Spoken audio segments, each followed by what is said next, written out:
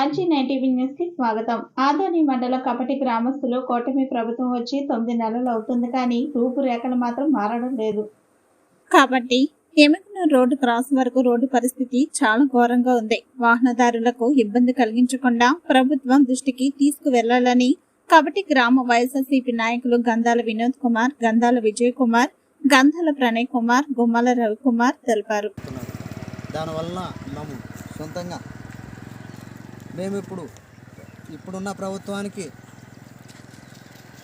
మరి తెలియజేస్తున్నాము.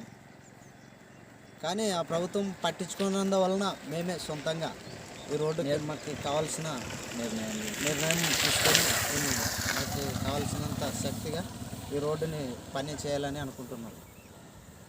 మరి అదేవిధంగా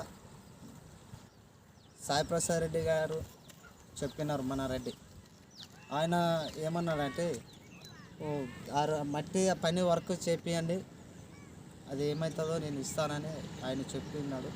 అందుకనే మన సాయి ప్రసాద్ రెడ్డి గారు ఆధ్వర్యంలోన ఈ వర్క్ జరుపుతున్నాం.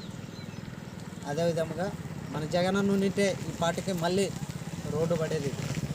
రోడ్డు ఛాన్సర్ అయినా కూడా దీన్ని ఎవరు పట్టించుకునేంత తీవ్రంగా ఈరోజు మన పార్టీ లేనందుకు ఇంత దారుణంగా మళ్ళీ రోడ్లు ఇట్లా తయారైనాయి. ఇందుకే నా ధన్యవాదాలు. కట్ చేయాలి.